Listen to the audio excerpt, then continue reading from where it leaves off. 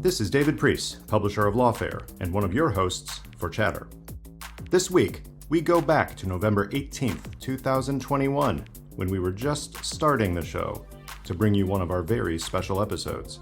My guest that day was former Principal Deputy Director of National Intelligence and longtime intelligence officer, Sue Gordon. She shared stories with me about her experiences in team sports, lessons on leadership, her role in creating the CIA's nonprofit venture capital firm, In-Q-Tel, what it was like interviewing with Donald Trump for the PDDNI job, and more. Enjoy this archive episode. We will be back with an all-new one next week.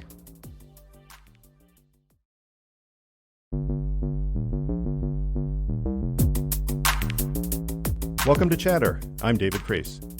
This week, Sue Gordon, the former Principal Deputy Director of National Intelligence and longtime intelligence community officer, on leadership, sports, and intelligence innovation.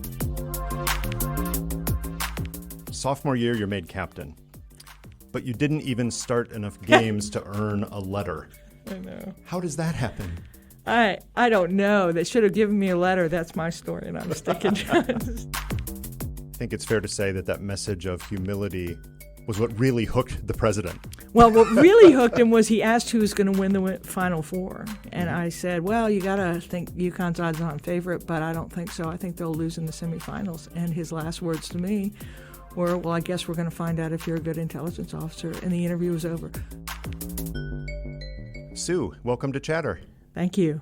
Let's start out with a dim recollection of mine, and I don't know where I pulled this, but it's from a long time ago, maybe in conversation with you, maybe from reading something about you. But as I recall, you decided to go to Duke University because of its then unusual marine biology program. Is that right? Yeah. What spurred your interest in marine biology? Well, I'm a woman of my generation. If you are in my demographic group, your Sundays were Mutual of Omaha Wild Kingdom, The Undersea World of Jacques Cousteau, and The Wonderful World of Disney. What's not to like? Right.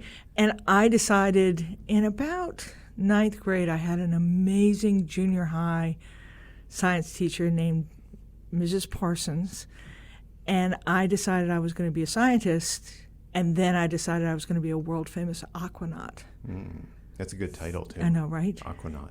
Yeah, the world-famous part is the best. Isn't it amazing the difference a teacher can make? Yeah, totally. You know, turning you on at the right time. For me, it was a social studies, a government teacher, and I knew I was going to do something involving politics or international affairs, but it could be a science teacher at the right time. Yeah, and I was a Navy kid, so I had lots of teachers, but Judy stuck out, and she let us call her Judy, which I think also just kind of inspired me to think that we weren't just going to school. We were fellow travelers. I don't know. It was wonderful, but that's when I decided. Yeah, and so I thought I would go into marine biology. There weren't many schools that had a program. Did Duke have the Beaufort campus then? It did, you right? actually can be on the water. You can be on the water. Yeah. Spring semesters at Beaufort. And then I made the basketball team, and I never had a spring semester free. So you mentioned being a Navy kid. Where did you bounce around a lot, or were you mostly Washington-based? No. Dad was a destroyerman, so a surface officer. And, through the 60s and 70s, the military wasn't thinking about either economy or families. They were thinking about where they needed people. So we moved every year and a half. So let's see if I can quickly go. I was born in Knoxville because Dad was on deployment. We moved to Boston. Then we moved to Palo Alto, where he got his master's in international relations at Stanford with a classmate, Jim Stockdale. So we were friends of the Stockdales. And then we went from California to Mayport, Florida, to Charleston, South Carolina, up to Washington, out to Seattle, down to Long Beach, over to Norfolk, down to Puerto Rico. To Washington, to Puerto Rico, to Norfolk. And then I went to Duke, and I finally got to be somewhere for 4 years. That's strange, isn't it? Most people go to college and they're moving away for the first time. You're thinking this is stability for a few years. Yeah. So how did that career in marine biology work out? Well, so I still majored in science. Mm-hmm. I majored in zoology. The power of teachers. My advisor was the chairman of the zoology department, a guy named Steve Wainwright, another guy that had you call him by his first name. Interesting. And he taught a class called Functional Morphology. That's how structure relates to function in animals, and I was in love, right? There was everything I wanted, the kind of mystery of life of biology plus the engineering side of it. Right. And so, what I thought I was going to do, I stayed in the sciences, I stayed in the life sciences. It became much more engineering based. What are the job prospects? I have to admit, complete ignorance of many things, you know that, but total ignorance of the job prospects for a zoology degree. What do you actually go to zoos, or you can, or do you go to a PhD program so you can teach zoology to other people who will become teachers of zoology? Yeah, so most zoo majors at Duke were pre-med. Interesting, I just had no interest at all in being doctor. My now husband, then boyfriend, was also a zoo major at Duke who did want to become a doctor, but as he says, no one told him that he had to get good grades. So I think what you do is most are pre-med. A PhD is really the path that you have to go down if you want to really practice in the sciences. You can go down the animal side and work in zoos. But again, I wasn't so much into the animals as I was into the function and the engineering and the structures. Which really is interesting. It is about the analysis, the engineering, and the thought process more than loving and hugging animals then. Right. For me, it was. It was just, there are just so many things about how living systems are designed. I just loved it. And I thought I was going to go get my PhD. So your question is, what does someone who goes into zoology that doesn't want to be a doctor do? Keep going in school. Yeah. And I then thought, I'll go out to the Colorado Training Center and I'll study performance of athletes and how you can optimize that. I thought that would be cool. You bring up athletes. What was your experience with sports in life up to your admittance to Duke? So, I love sports. I love exertion. I love testing yourself. I like competition, but I like seeing how good I can be even more than I like beating somebody. I'm not really into world domination, but I do like seeing how good I can be. And so I grew up playing everything, and played every sport in high school. Was pretty good at it.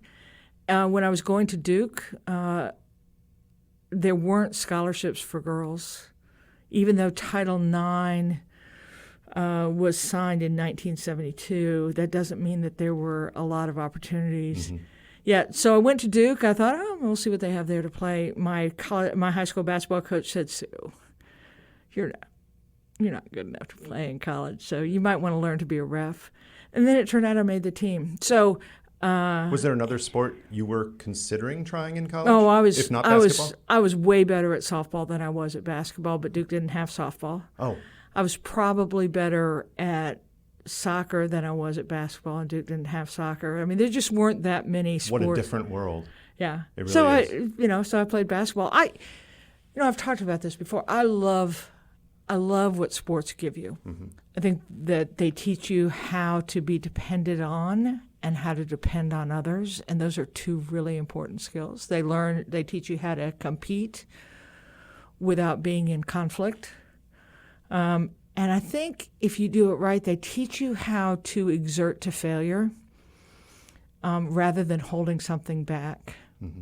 And I think all of those things, if we were going to be really metaphysical, translate really well into the workplace. Absolutely. I want to dig into that in some detail, but there seems to me to be a difference there between a team sport like basketball and a team sport like softball, where softball, yes, you're a team, and for some, especially defensive play, you have to have some work as a team.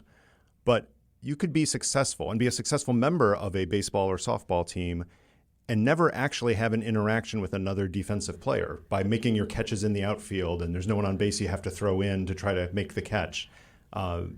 Or maybe you're just a hitter, right? So it seems different than basketball where you can't really function unless you are fully integrated as a team. Do you see a difference there, or am I overanalyzing this? I don't know. I don't know. I tend to overanalyze everything, so I could go anywhere with you on that. But no, I'll go back to, again, in sports, you must hold your respect. You must perform your responsibility superbly. You must. You have to be good at what you're doing. And you have to contribute to the overall success of the endeavor. So basketball, it's more obvious, and you're more in motion. But a softball, if you're a first baseman and the third baseman makes an imperfect throw, do you go, hey, sucks to be you, I'm not bending down? Or is part of your excellence to go and do that? When you're a hitter in softball, and your team needs one run, do you sacrifice so the run scores, or do you get the home run to pad your stats? So I think that there is this kind of yin and yang in every sport, about every team sport, which is I must be excellent, and my excellence is not the point. Right, and that is a distinction with the purely individual sports. Now, you still get some of what you talked about, which is that individual drive for success, the exertion, the how far can I push myself. So you would still be satisfied with that part of it, but it's not for the greater goal. You're not part of an integrated mission when you're working as, let's say, what I did, tennis. I was and I rarely even played doubles. It was mostly me. And you want to rely on you. And I was failing, and that was on me, and I had to improve. Yeah. But yes, I would let the team down because we were doing schools versus schools, and you rack up the numbers of wins and losses, and the team wins or loses. But it really felt much more of an individual thing. Yeah, whereas team sports, when you play them, if you're playing them right, you don't have the sense of the spotlight's on me. You have the sense of the spotlight is on everyone, and I need to help them perfect what they're doing. Yeah. Just as you were saying that, I was reminded of my interview with former President Trump. That's often what comes up in sports conversations. No, it was. How does that? I know it was unusual, in that it was before I'd even been nominated. I was meeting him for the first time, and I was introduced to him. And Dan Coates, the head of presidential personnel, said, "This is Sue. I've interviewed her. I talked about her. She's pretty good." Dan Coates said, "Sue's well respected in the intelligence community." Had Dan Coates been nominated yet? Yeah, he was already in the job. Got it. They were waiting for me. Like every administration, you fill them in order. Sure. And he said, and she was the 3-time captain of the Duke women's basketball team. And the president says to me, "Well, you are tall." And I said, "Mr. President, I'm 1976 tall. I am not 2017 tall." And he said, "Well, you're right. I know Brittany Griner, and she's like 6'9". Okay, now let's think about that. We know now that he does not read his talking points. So what follows then is a conversation about women's basketball. He said, "Why does Uconn always win?" And I said, and this is getting back to your point. I said, because Gino knows 3 things. 1, he can get any player he wants. Right. Talent is a part of it. Right. 2, he's smart enough to hire humble talent. And so I think that's the point about when you see magical teams, not just good teams, but teams that tend to win over and over, because winning is ultimately magical. It has to do with, is the talent humble? Does it know that it's something more than it? And you've seen almost great teams with massively great players that something's missing, and it's usually that humility of the players to be able to sacrifice some for all. And I think it's fair to say that message of humility was what really hooked the president. Well, what really hooked him was he asked who was going to win the Final Four that was coming up the next meeting. And I said, well, you got to think UConn's odds-on favorite, but I don't think so. I think they'll lose in the semifinals. And his last words to me were, well, I guess we're going to find out if you're a good intelligence officer. And the interview was over. We never had one conversation about national security, not about the position. We had a whole conversation about basketball. So Uconn lost in the semifinals, so who knows why I got the job. Something worked. So you mentioned 3-time captain of the Duke basketball team. That's highly unusual, and I don't know if it's unique. I haven't done research into the history of captainships, but that is highly unusual. And especially in a 4-year absolutely career. Absolutely. So here you are. You've played as a freshman. You are not the star of the team by your own admission. But suddenly you are a captain the next year. How does that happen? I have no idea. What did they say they saw in you? My teammates to this day would probably say, "What are you talking about? Of course you had to be captain." I don't know. I think we had a brand new coach. She was awfully young. Duke, while it was starting to do scholarships, it was pretty far away from supporting women's sports, and so it was a really difficult environment for this young coach with this kind of still ragtag team. Were you even playing on West Campus yet at the time you got there? My sophomore year, by my second year, we did. You were over on East Campus until then? Yeah. And I think maybe what I offered was someone who worked hard, didn't ask much, and then tried to help the team not fly apart, because you've played enough sports to know that when you're not winning, it is really hard to not just implode. And we were 2-12 my freshman year, 1-19 my sophomore year. Yeah. So maybe what I did was worked hard, didn't ask for much, and tried to offer something. In the intelligence business, we are often asked to identify and explain anomalies. I've got one for you. Sophomore year, you're made captain, but you didn't even start enough games to earn a letter. I know. How does that happen? I don't know. They should have given me a letter. That's my story, and I'm sticking to it. No, that was criteria. Half the quarters you had to play in, and I simply didn't. So I was named at the beginning of the season. Maybe my teammates thought that I'd actually play in a few more games. If I look back, honestly, I was probably good enough and worked hard enough to be on the team, but I didn't. Basketball itself wasn't so important to me that all I did in the summers was work on my game. Right. If I look back on it, I think I was talented athletically enough. I was not as good as basketball players as we kept on bringing in, and I think while I worked, I didn't work as hard as I might have to get more playing time, but I did still bring, I think, the talents that I did have. I think you'll agree that leadership isn't synonymous with success, but it's hard to have one without the other consistently. So before you came to Duke, the women's team was actually 0-14, and then you got there, and sure enough, you got that 2-12 season going in. But by the 1979-80 season, you had a winning record and fourth place in the women's tournament that year. What happened? What leadership was going on at the coaching level, at the captain's level, that took what was, by all means, a failing program? I don't want to use a failed program, but 0-14, it's hard to put another label on it. A program that wasn't working in terms of its stated mission, which is to win games. What got you from there to where the program was when you left?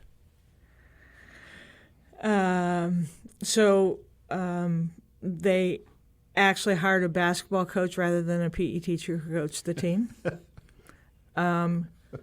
She was a determined individual, and she fought the administration to try and get us everything from shoes the school paid for to more money for road trips to just other services. So she, in addition to being driven on basketball, she was fighting the administration to try and make women's basketball take hold. And we started getting scholarships. So my sophomore year, in come 3 players that the new coach I don't think was responsible for, they were recruited and given money sight unseen, but one of them was a woman named Tara McCarthy from Sweet Shootin' New Yorker, and all that implies. And she could play, David. Yeah. And then after that started getting more girls that were not, I was a jock that could play everything. And I still to this day tell my teammates I could have beaten you in any 10-sport marathon, but they could play basketball, and they played basketball. So much so that by my senior year, we had 5 girls come in, all of whom could play, including some really transformative players who were just the kind of competitors we need. So I think what happened was it was just that time. We had a coach that wanted to build the program. She brought in players that were better, and we just and then the players got along and wanted the same outcome. But you point out that the coach wasn't just a leader in practice, wasn't just a leader in the game time situations, but you had a window on the leadership in terms of getting resources for the team, in terms of managing up, if you will. Talk about that. Talk about the lesson you learned, because that's an early experience to get that. Most people don't get that until they're in a formal work environment, to learn that management and leadership can be tied to things that have absolutely nothing to do with interacting directly with subordinates, that it actually has to do with working on their behalf behind the scenes, sometimes without their knowledge. You had a window on that quite early. Yeah, I think actually what I'm doing is I'm reflecting based on what I learned over the course of my career. I think I was just as naive about what successful leadership was the trappings. And Debbie Leonard, our coach, man, she was hard. And she was not always, she was young, she was driving us hard, and we couldn't understand why she was so stressed. It is only now upon reflection that I look at what she delivered over those 4 years, and now I see how little. Duke was compliant.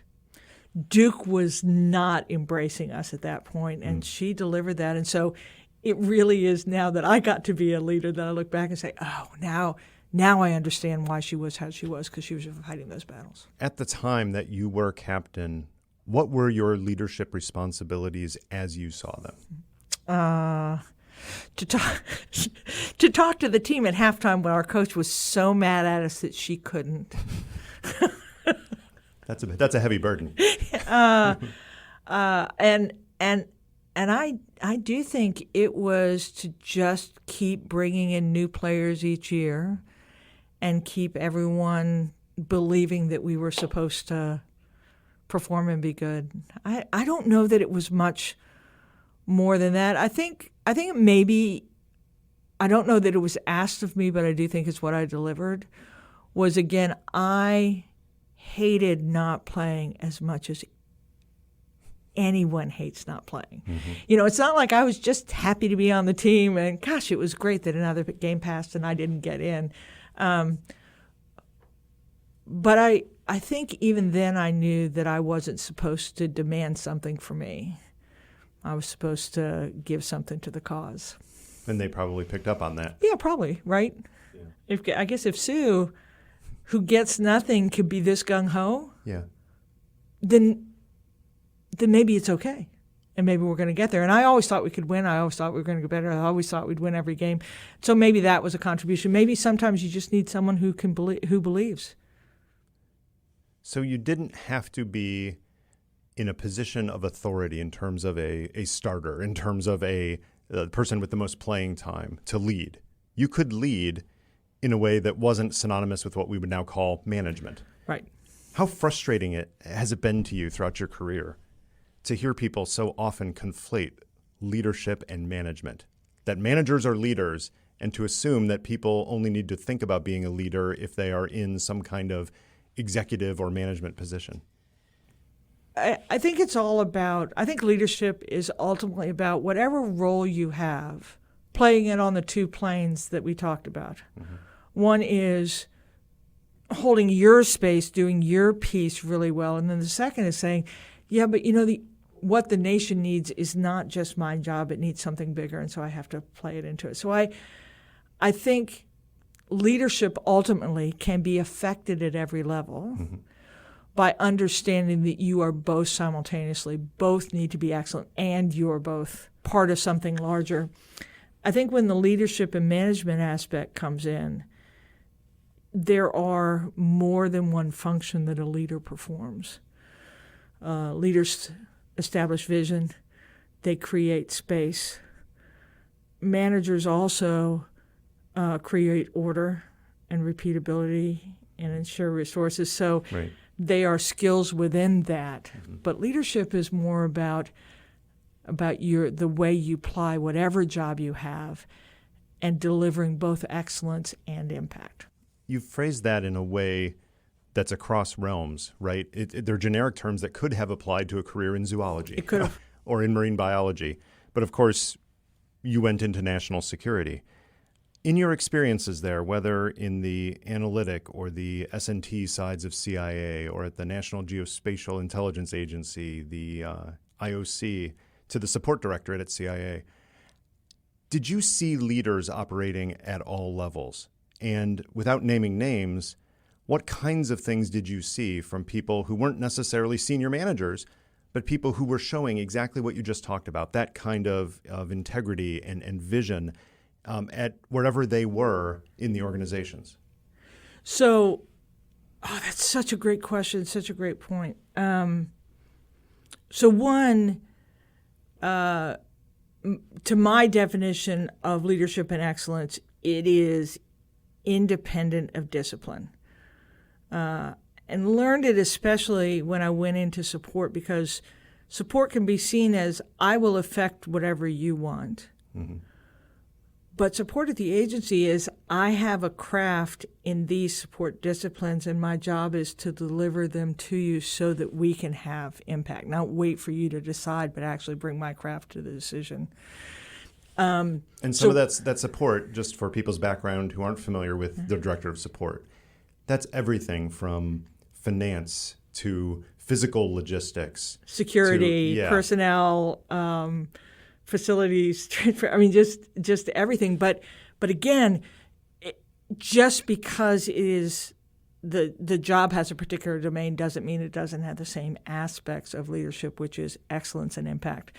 But you were talking about leaders that didn't necessarily have the position and still demonstrated it. So when I joined the agency, I was a GS7, and there was a guy, and I'll use his name, Dana Sutherland, who was a GS8. Okay, so just for people who aren't savvy, GS7 is pretty low. That's kind of the lowest rung a professional comes in. Now I think they come in a bit higher because you can't afford to live on the $13,000 a year.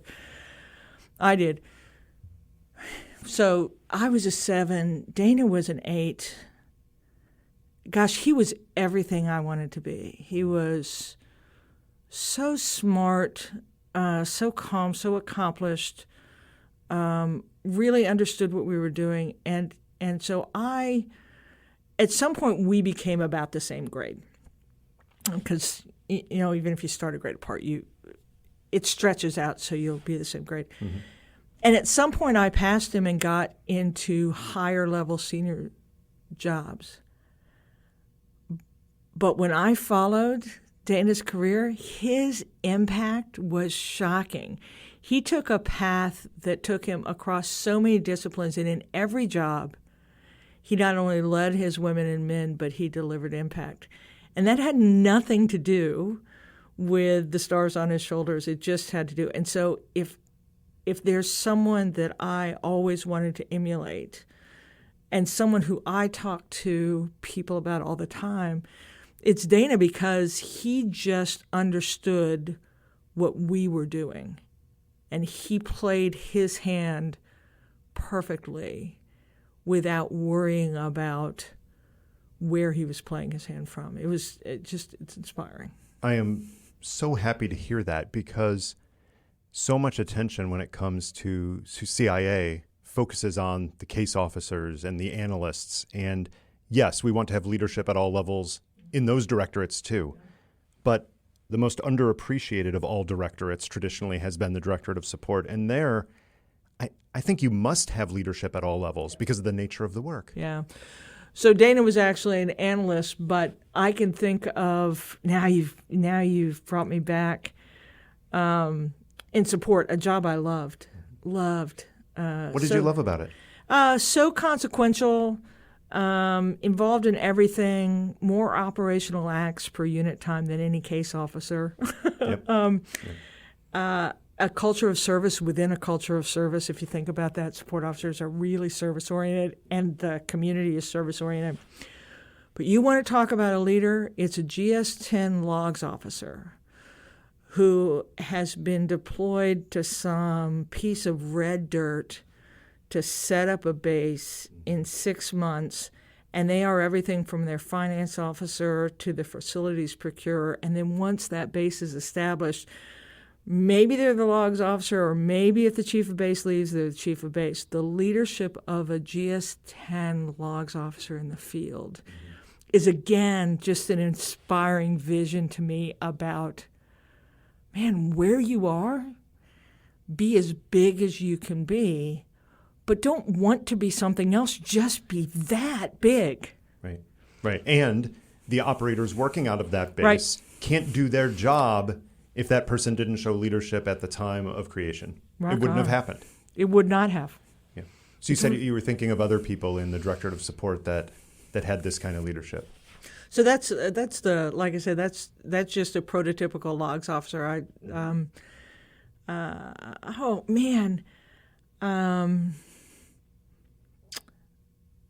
Finance officers.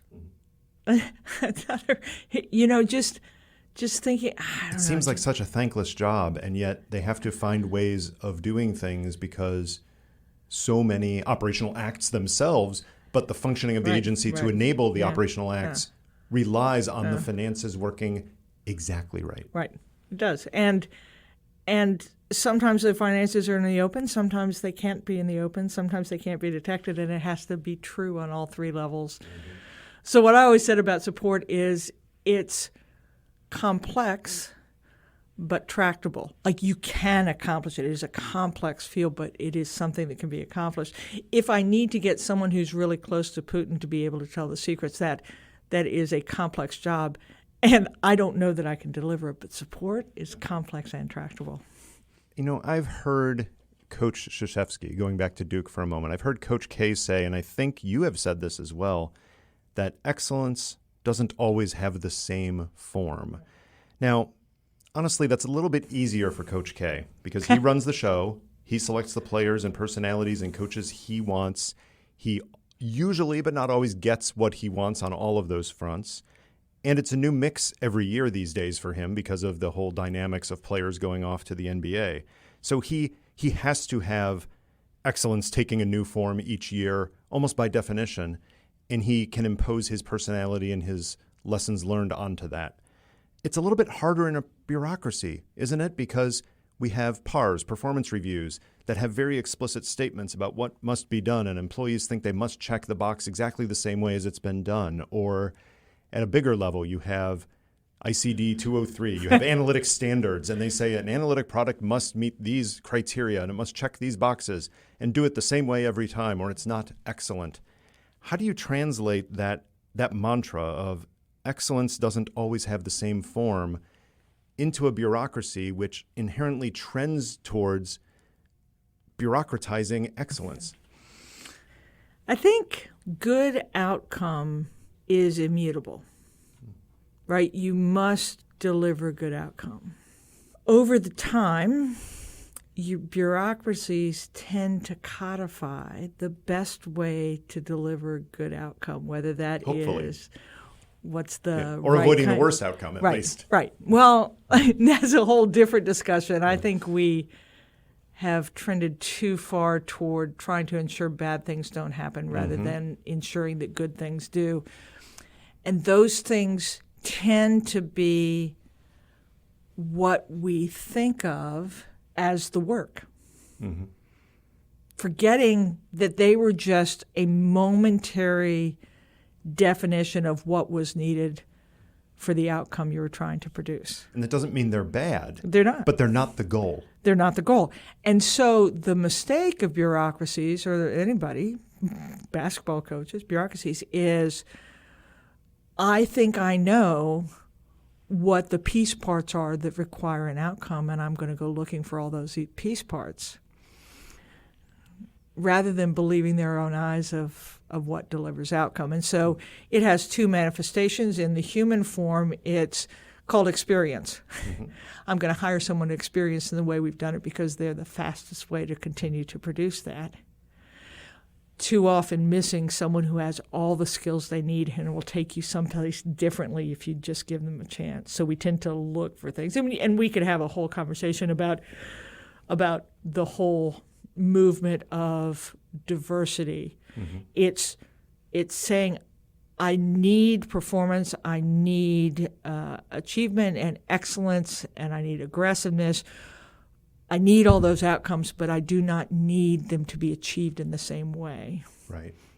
And so in human form, it's, can I look at the elements that I need for outcome without saying that experience or one form is the only way? I don't need leadership to look like white Civil War generals. Leadership can look differently than a white mm-hmm. Civil War general. In organizationally, it's imagining what we're trying to do and thinking that I don't have to do it the same way. Let me see if I can. It's the Kodak. It's the Kodak story. Kodak forgot that what it was trying to do was to make capturing memories as easy as writing with a pencil. Had they remembered that, they would have committed to digital, not just invest in digital.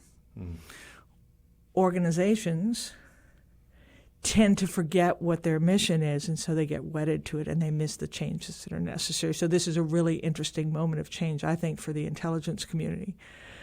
And one of the things it needs to let go of is, my job is not actually secrecy. My job is national security. What does national security need? And then what do we build to be able to do that? That is an active argument within the leadership of the intelligence community. Some people say, we are paid to deal with secrets. If you want open source, go watch the TV. Go pull up the news wires.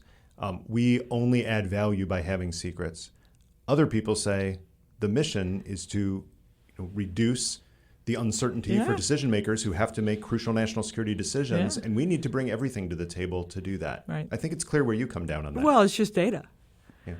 Right? And I think it's, you need to sell out to be able to get whatever you need, not just say, I have all these really swell collectors that I developed in the Cold War, and they deliver a certain set of thing against an information target that is very different today than it was then. Mm-hmm. So I think it's to the point of, how do you let go of the image of what you think is necessary in order to see that there are other things that can achieve it. Do leaders in national security need to understand the details of the domains that they manage and lead in? Because I'm thinking of things like big data. You have not a generational divide necessarily, mm-hmm. but there's something to that. But there are people who just don't get the idea of what large unstructured data sets can bring to discrete intelligence questions. Can managers effectively lead that, or do you need more leadership from outside of management to help that enterprise work in the intelligence community? Yeah, so I think you always need expertise. You need experts who can contribute to the outcome you mm-hmm. need. No leader will ever know enough, because their domain is too big to know everything that needs to be known, to not need people that know a lot more. So you always need expertise. But I think modern leaders better be at least technologically conversant and be capable data swimmers. And not because they're going to be the ones designing any of the systems. They're not. And right. They're not going to be making the widgets, but they need to understand what widgets need to be made. And the real reason is if they don't, I worry that they will see technology as risk and that will make them not commit to it. So I think that's one of the biggest challenges that we have kind of nationally right now. It's not just in the intelligence community, the national security community, and probably in business just as well, is just the generational divide between the kind of pedigree of the topmost leaders and the domain in which most of the decisions need to be made. Now, there are ways to get around that, but I think you got to. I think a leader today really has to be technologically conversant, even though I still think critical thinking is the dominant skill of any leader. Critical skill is necessary but not sufficient. Yeah. Yeah. You had a case study in this some 20 plus years ago. In a different domain, different setting, different circumstances, but it gets to some of these points. Talk about the origins of In-Q-Tel. There are so many elements of this story. So George Tenet is the DCIA. And a relatively new DCIA at the time. He was. Coming in with a lot of new ideas. He was. And I think he was working on a strategic plan. Mm-hmm. And I think, this is my recollection, he didn't like it. He didn't think it was bold enough. Mm-hmm. So he went to his new director of science and technology, relatively new director of science and technology, Ruth David, an outsider. Mm-hmm. She was from Sandia, brilliant. Her expertise was in information technology, and she had this idea that we really needed the real advantage of the intelligence community would be a thing called an agile intelligence enterprise, and none of us understood what she meant. Those are just words. Yeah, right. But it sounded cool, and George put it in his strategic plan, and he said, go do that. And she... Where were you at the time? I had started an office that was joint between the director of science and technology and the director of analysis, or I think we were called director of intelligence at the time, the Office of Advanced Analytic Tools. Mm-hmm. And she called me up and she said, hey, I'd like you to come up with this thing. I said, I don't get it. And she said, no, it's an agile intelligence enterprise, and it's all IT, and we need to get to Silicon Valley. And I'm like, I still don't get it. And I tell people this all the time. This is a really important rule for innovators. When you're given a tasking, you cannot continue to ask for clarifying questions because they will start making it up and you will be constrained. So I said, okay, because that's what you do. Or if you're in my generation. You find a way? You say, yeah. And I went off, and I had a teeny tiny team, and it took us not very long to figure out that we needed to tap into what was happening in Silicon Valley, mm-hmm. but that was going to be really hard with our acquisition cycle, and they were uninterested in working with us. Okay, that's two strikes. Yeah, right there. So we did some research on what models were there that could work. We talked to a bunch of people and ultimately came up with this idea that we would ask a group of private citizens to form a nonprofit so it wasn't controlled inside the agency. We would give what the government can best give, which are hard problems, quest, and deep pockets, money. And we will allow that nonprofit to do what industry does really well, which is to take those things and figure out what to do with it. Mm-hmm. In other words, we were breaking the cycle of over-defining what we needed to do. And the idea was if we could use our money and our vision to keep ideas that were good, but maybe not commercially ready enough to command dollars, if we could keep them alive long enough, they would turn into commercial products that we could then buy. The big changes that we had to get the agency to buy into to do this, because I think you've heard me say this before, you can't get to the future from the present. You have to let go of something. You just can't drag everything that you have right now with you, otherwise you just can't get there. So we gave up three things. We made it unclassified. We gave an independent body undifferentiated money, and we didn't tell them what to do except to generally solve these problems and go. And we decided that the companies could keep the intellectual property. Were you involved in the briefings to Congress about this? Because I was. I can imagine, and I'm not pinning this on any individual senator or representative, but just I'm taking the stereotypical anonymized senator and representative in my mind, talking to you across a table in the skiff on Capitol Hill, you saying to them, here's this great idea, right? We're going to take, the exact amounts probably still aren't out there, but let's say tens of millions, hundreds of millions of dollars. Tens. We're going to put it out there. We're going to give it to people. We're not going to tell them exactly what to do or how to do it, right? No direct control. And they're going to get to keep the IP that they come up with.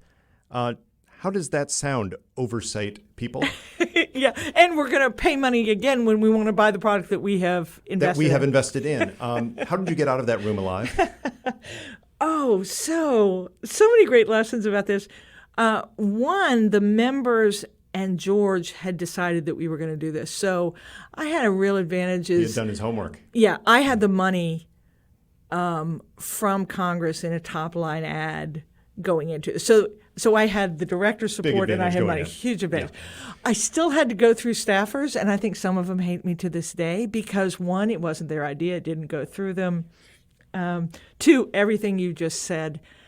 I think I tried to assure them that because we were going to form a board that they would trust and that all we had to do if we didn't like what they were doing was not contract with them the next year, that there really wasn't much risk here. There's still a measure of control and oversight. It's just not the typical it's government not the one bureaucracy you think of, way. Yeah. And so 21 years later, doing some good things.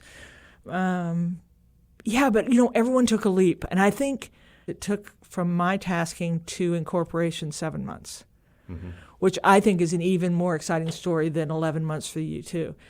What I like to say is it shows how big we can be. Right, when we need to be. And I think that's almost through every one of these leadership stories we've talked about. It's about, can you convince leaders to be unselfishly big? Right. Resolve for me one piece of arcane historical trivia. I don't think it was Gilman Louie because he was brought in to In-Q-Tel. He was not there at the planning stages.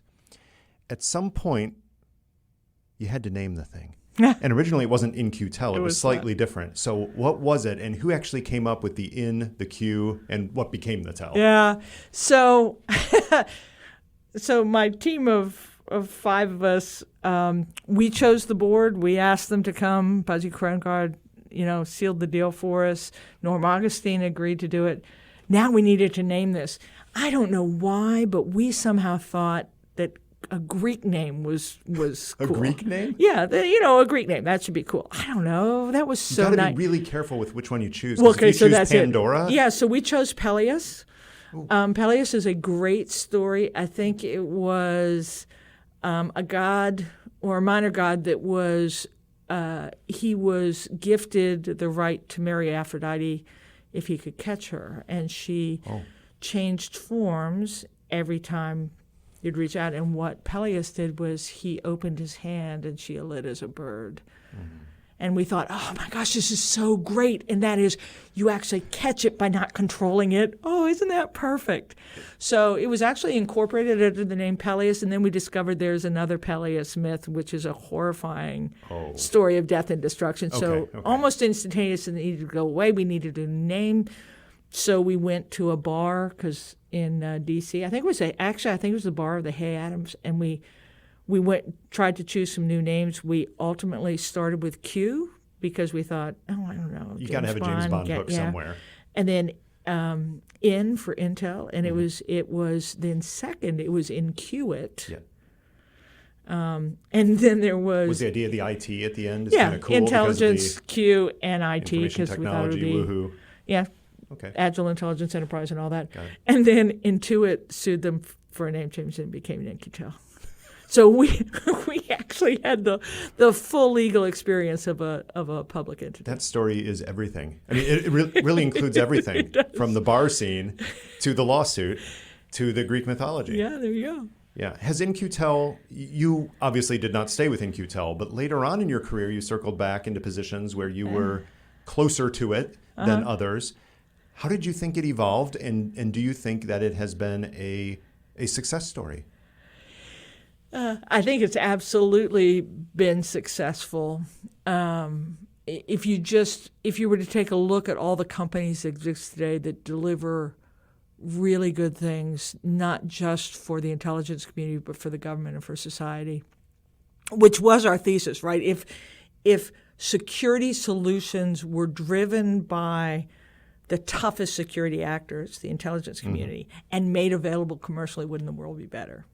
And so I think you can look at things from Google Earth to Palantir to Cloudera to Datamine. If you just look at the things, and many, many more that I can't name, you would say that the thesis of the government investing in companies that had a good idea that would advance against the imperatives of the intelligence community would be fundamentally a good thing. And actually a really good representation of one of the great benefits of government, which is taking the taxpayers' money and then returning value to society. Right. And so I think it's done that. I do think that probably it still has some distance to travel in being as useful inside the intelligence community specifically and transformative as we might have hoped. I pin that all on me. I was afraid that it would be killed in its crib by the inside if I didn't get it outside fast. And so because I had the director and because I had money, I didn't spend a lot of time inside the building constituencies. But I would say it would be hard to not deem it a success. And that's in part because we didn't control it. So the independent board, Gilman-Louie, we would have never thought of Gilman-Louie. And because the government didn't over-control it, then it could become different each time it needed to become different. So I think you have to call it an unmitigated success, even if there's still distance to travel in public-private partnership. Is it replicable? Can a leader look at that and talking to you and getting the full case story of what developed, can that be applied within the bureaucracy, or is that inherently impossible because of those dynamics you just mentioned? Nah, of course anyone can do it. Yeah. You can. I think you have to understand what you're trying to achieve. You do have to let go of some things, but you have to account for the conditions that the previous rules were trying to address. So we weren't security dilettantes. You know, there were things set up to make sure that though the technology would be available, the operational use just never went across the blood-brain barrier. So I think it can be used mostly the model of where do you want to go, what does it need to be, and then make that happen, rather than saying, here's all I can do, I can't get that far. You know, when you go to the moon, you get tang and Velcro. You don't get to the moon by building tang and Velcro. Right. Both of us have had the pleasure, and I do mean that, of working with some truly gifted leaders, people that inspire, people that lift up and make you feel like you're contributing to a mission better. I would suggest that both of us have probably had the opposite, which is working around leaders, maybe not for, but working around leaders who were not at that level, leadership gone wrong. What leadership fails did you see as you moved up through the ranks in the intelligence community? What leadership fails did you see, and how did you apply that to your own experience so that by the time you're, let's say, the principal deputy director of national intelligence, that you're a little bit wiser because of other people's mistakes that you choose not to make? I think, one, I must have been graced with some really great leaders because I don't remember any epic fails in my leaders. I think I remember seeing things where they could have had more. Could have had more. More what? More outcome, more of what they wanted, more. Because to me, it's always about outcome, right? That's why we're here, and mostly the leaders that I thought fell short of where they could have gone. It's because they couldn't figure out how to trust others to deliver what they didn't have. Was ego at play in those cases? That they wanted to do it themselves because they thought they were better? Or was it simply a matter of they didn't know how to trust? Probably both, right? Leadership style that was different. I've worked for leaders that thought that loyalty was total deference. I have no idea who you have in mind.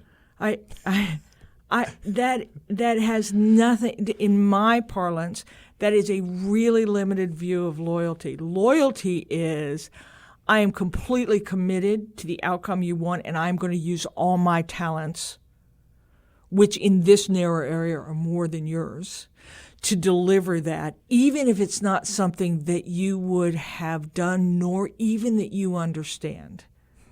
That is right? a more honest loyalty than pure deference. It is, yeah. Right? It's so much bigger than that. And I've seen that at almost every level. And then the second failure that probably most shapes me is leaders who chose the same person over and over again, who thought that that person, and by that I mean archetype, was the only thing that would succeed. I used my team. I never chose my team. And I think we could argue that I have, over the course of my career, delivered value to my organizations. Well, we know a couple things are true. It can't possibly have been only my value. And it wasn't because I went and said, I'm going to find the 5 most special people. No, it's that you're going to take the 5 people you have and you're going to say, okay, we got to get there.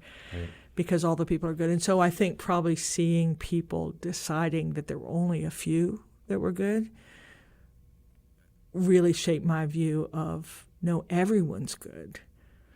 Bring them in, make the tent big, use them, inspire, drive them, teach them. So probably those 2 things.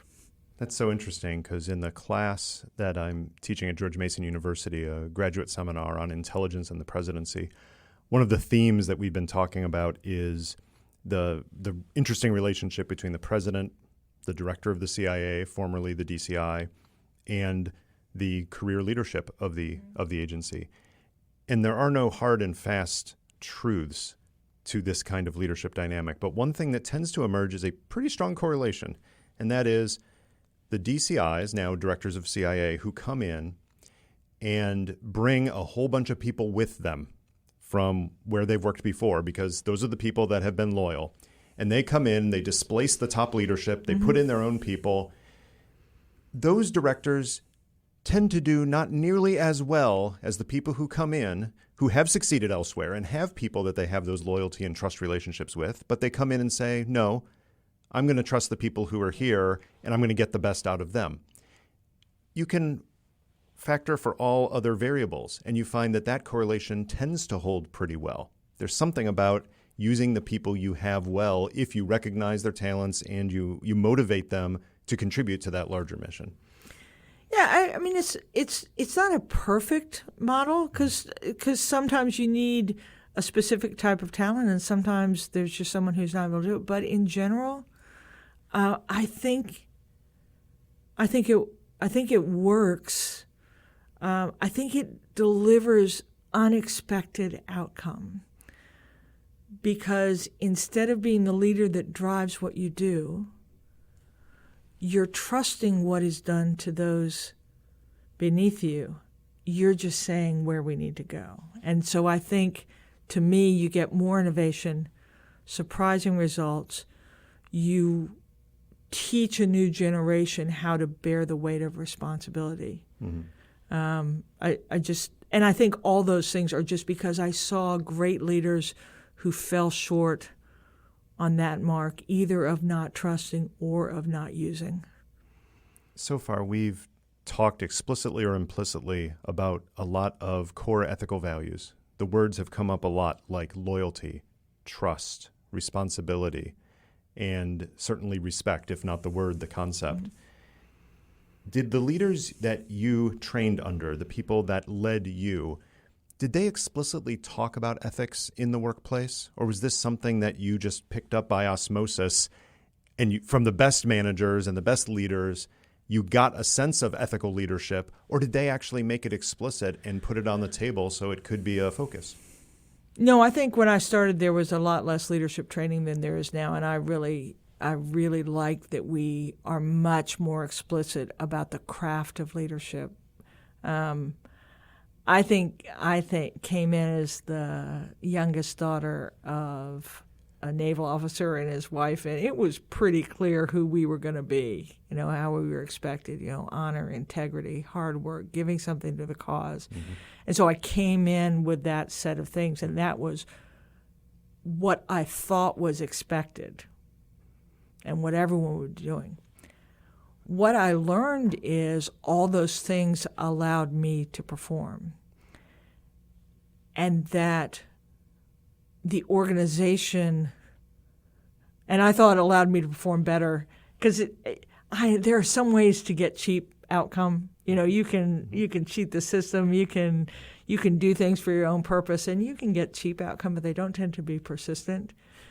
And so I think what I learned was that the organization actually, because it values performance, and performance tends to require those sorts of things, they were synonymous. So I don't know that they were explicit. I had so many leaders that demonstrated so many of the really great core values, and some that didn't, but it didn't matter to me because I knew they were core values anyway. One of the things that we're doing here on Chatter is we're finishing up with a random question from what we call the Chatter box. So I'm going to walk across here, and I'm going to have you reach in. Well, this is so exciting. I love competing. I know. There's one reaction to this, which is fright, which is, what's in the box? Why am I putting my hand in this box? What are you doing to me? The other is, oh, good, this is going to be fun. Bring it. We'll see what we actually yeah, get. Fear should have been my reaction. All right, the question you have pulled from the Chatter box is, what common misperception about your profession or specialty makes your blood boil? You know what I'm going to say. It's that as a discipline and as a community and as individual officers, we have any motivation other than serving the American people and keeping America and her interests safe. And I think of all the things that were hard for me about my last assignment, mm-hmm. It was not people who could suggest that we weren't good enough. Heck, on any given day, I didn't think we were as good as we needed to be. But that there was anything more to that than error. That there was whether it's ideological or whether it's for personal benefit, right. Just that kind of a motivation. Sends me over the edge. Yeah. I wish if every American knew my colleagues, they would say, oh my gosh, they're just like me. They want the same things. They're inspired by the same moment. And so any inference or worse, abject statement that this community is motivated by anything other than keeping America safe sends me over the edge, because that is not what I've experienced on a single minute of a single hour of a single day of 40 years. Never met one. Met plenty who weren't great. Never met one who wasn't trying to be great for America. Sue, thanks for joining us. That was Chatter, a production of Lawfare and Goat Rodeo. Please subscribe to the podcast and find us on Twitter at ThatWasChatter.